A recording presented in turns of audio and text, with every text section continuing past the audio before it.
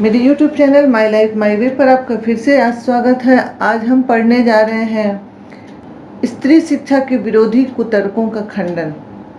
हम इस पाठ की समीक्षा करने से पहले आइए महावीर प्रसाद द्विवेदी के बारे में कुछ जान लेते हैं बातें, उनके जीवन से संबंधित और उनकी रचनाओं से संबंधित। आचार्य महावीर प्रसाद द्विवेदी, इनका काल रहा है 1864 से 1938 तक।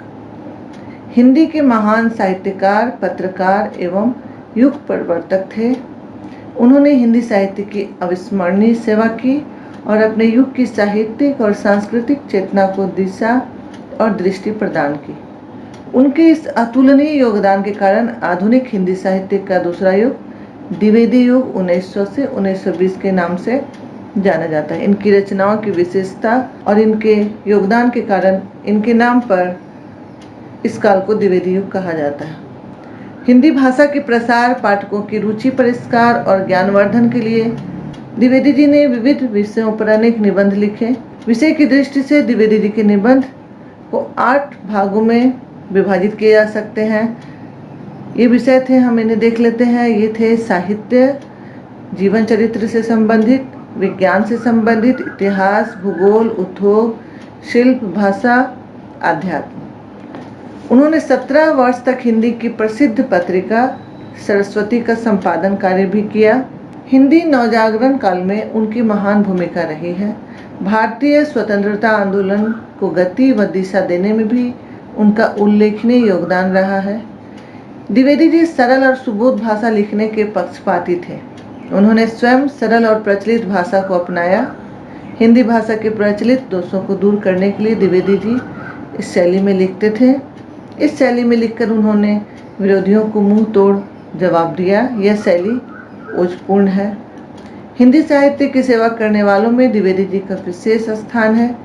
द्विवेदी जी की अनुपम साहित्य सेवाओं के कारण ही उनके समय को द्विवेदी युग के नाम से पुकारा जाता है। अब आइए इस पाठ की हम समीक्षा करते हैं। स्त्री शिक्षा के विरोधी कुतर्कों का खंडन द्विवेदी जी ने किस प्रकार से किया है और कौन कौन से तर्क देकर किए हैं, किस तरह उन कुतर्कों को गलत साबित किया है। इस पाठ में द्विवेदी जी ने उन लोगों को मुंह तोड़ जवाब देने की कोशिश की है जो स्त्री शिक्षा का विरोध करते हुए सही तर्क का सहारा नहीं लेते, यानी कुतर्कों का सहारा लेते हैं।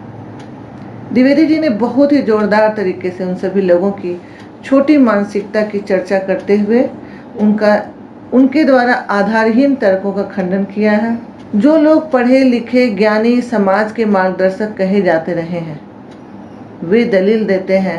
पहला तर्क वे ये देते हैं कि स्त्रियों के पढ़ने लिखने का चलन आदिकाल से नहीं है भारत में।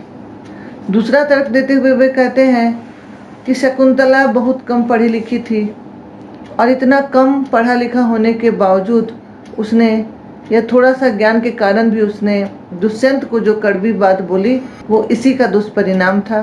तीसरा तर्क देते हुए वे कहते हैं कि गंवार की भाषा पढ़ना भी स्त्रियों को बर्बाद करना है। अब इनके कुतर्कों का खंडन करते हुए द्विवेदी जी ने कहा है कि नाटकों में प्राकृत भाषा का उपयोग करना अनपढ़ होने की निशानी नहीं है। प्राकृत भाषा अनपढ़ों की भाषा नहीं थी, बल्कि उस समय की प्रचलित भाषा थी। बौद्धों तथा जैनों के हजारों ग्रंथ इसी में लिखे जाते थे। यहाँ तक कि द्विवेदी जी उनके कुतर्कों का खंडन करते हुए कहते हैं कि प्राकृत भाषा का उपयोग करना अनपढ़ की निशानी नहीं है। प्राकृत भाषा अनपढ़ों की भाषा नहीं थी, बल्कि उस समय की प्रचलित भाषा थी। बौद्धों तथा जैनों के हजारों ग्रंथ इसी में लिखे गए थे। यहाँ तक कि शाक्यमुनि तथा उनके शिष्य भी प्राकृत में ही धर्म का उपदेश देते थे। आगे कहते हैं द्विवेदी जी कि बौद्धों के त्रिपिटक ग्रंथ भी प्राकृत में थे। सबका एकमात्र कारण यह था, उस जमाने में प्राकृत ही सर्वसाधारण की भाषा थी। इसलिए यह कहना कि प्राकृत बोलना और लिखना अशिक्षित की निशानी है, यह बिल्कुल गलत है। जिस प्रकार मान लें कि हिंदी और बांग्ला आज की प्राकृत है, तो क्या इसे जानने वाले अनपढ़ हुए? जिस प्रकार आज अंग्रेजी है, उसी प्रकार उस समय संस्कृत थी। उस जमाने में कोई विश्वविद्यालय नहीं था, पढ़े लिखे का कोई प्रमाण भी नहीं मिलता है। इस तरह उस जमाने में भी विमान उड़ते थे, पर उसे सीखने वाले कोई शास्त्र का प्रमाण भी नहीं मिला है। लेकिन विमान उड़ते थे उस जमाने में, यह हमने स्वीकार किया है, तो यह स्वीकार क्यों नहीं करते हैं कि उस समय स्त्रियां भी पढ़ती लिखती थी, वो भी शिक्षित होती थी। परंतु ऐसे लोग यह मानने को तैयार नहीं होते कि स्त्रियां पढ़ी लिखी थी, जबकि वेदों की रचना में विश्वरा की रची हुई कई श्लोक विद्यमान है।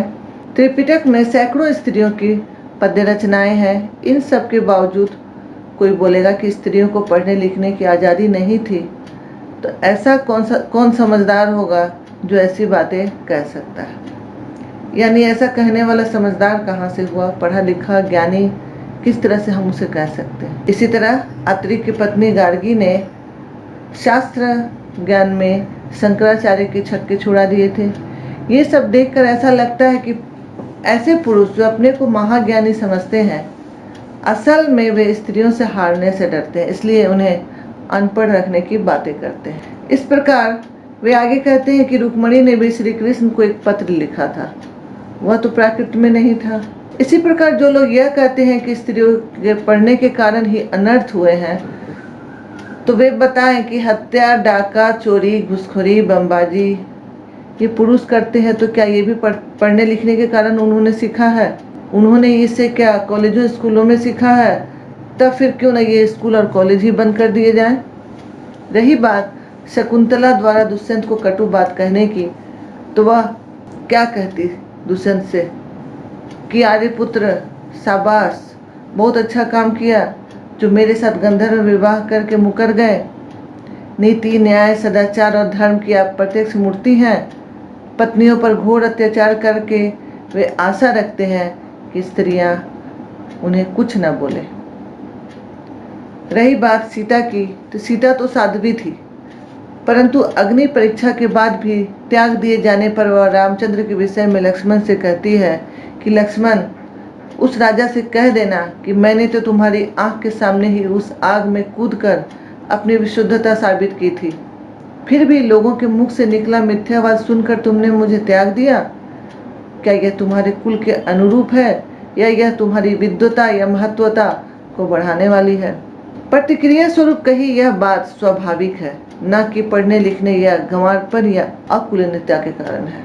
आगे लेखक कहते हैं कि जो लोग स्त्रियों के शिक्षा और उसके प्रभाव को इस तरह से गलत नजरिए से प्रस्तुत करते हैं, असल में वे ही अपराधी सोच रखते हैं, और ऐसे लोग ही समाज की उन्नति में बाधा उत्पन्न करते हैं। अंत में लेखक यह कहते हैं कि स्त्री की शिक्षा में दोष नहीं है, बल्कि शिक्षा प्रणाली ही आज की ठीक नहीं है, इसमें सुधार होने की आवश्यकता थी।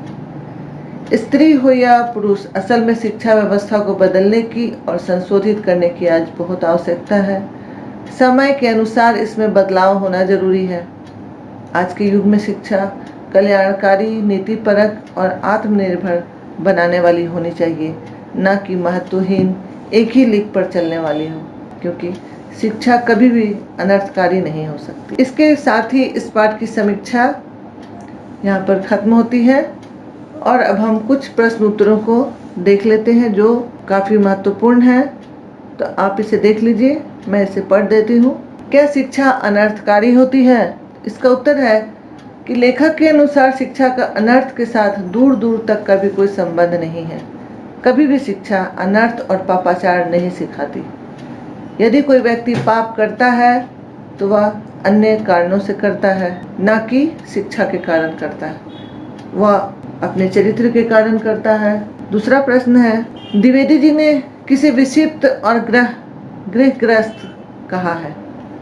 द्विवेदी जी ने स्त्री शिक्षा के अकारण विरोधियों और पुरातन पंथियों को विक्षिप्त तथा ग्रहग्रस्त कहा है। ऐसे लोग आधुनिक युग में रहकर भी दकियानूसी बातों से चिपके हुए हैं।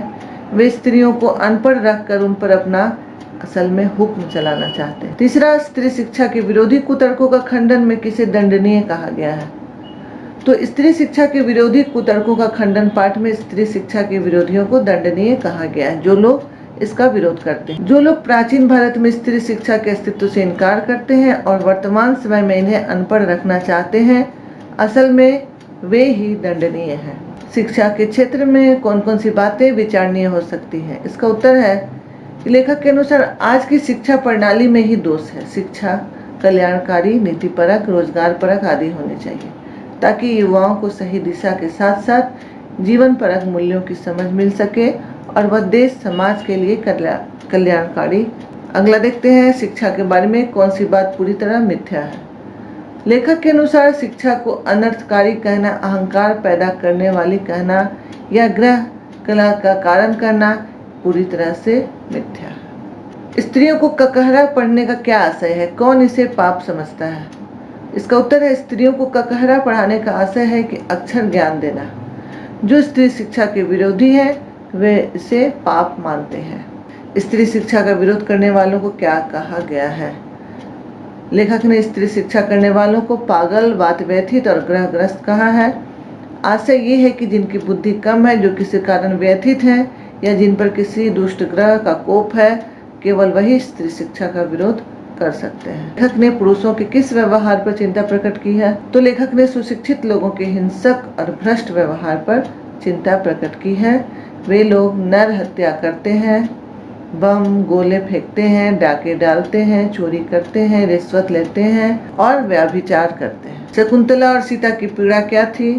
तो शकुंतला और सीता की पीड़ा यह थी कि दोनों अपने अपने पतियों से परित्यक्त थी, यानी पतियों ने उन्हें त्याग दिया था। शकुंतला को उसका पति दुष्यंत भूल गया था और सीता को उसके पति राम ने त्याग दिया था। कैसे लोगों को दंडनीय कहा गया है? लेखक की दृष्टि में वे लोग दंडनीय हैं जो लोग स्त्रियों को अनपढ़ रखने का उपदेश देते हैं। ऐसे लोग ही समाज की उन्नति में बाधक भी होते हैं। वेद मंत्रों की रचना किस नारी विदुषी ने की थी? विदुषी विश्वरा ने वेद मंत्रों की रचना की थी। प्राचीन काल की विदुषी स्त्रियों के नाम बताइए। तो उनके नाम हैं ईश्वरा, शीला, विद्या, अनुसुया, गार्गी, मंडन मिश्र की पत्नी विद्योत्तमा आदि। ये थे कुछ प्रश्न उत्तर, और अब मैं आपसे मिलती हूँ फिर अगले वीडियो में। तब तक के लिए वीडियो देखने के लिए धन्यवाद। अगर ये वीडियो आपको अच्छी लगे तो आप अपने मित्रों को भी इसे शेयर जरूर करें। धन्यवाद।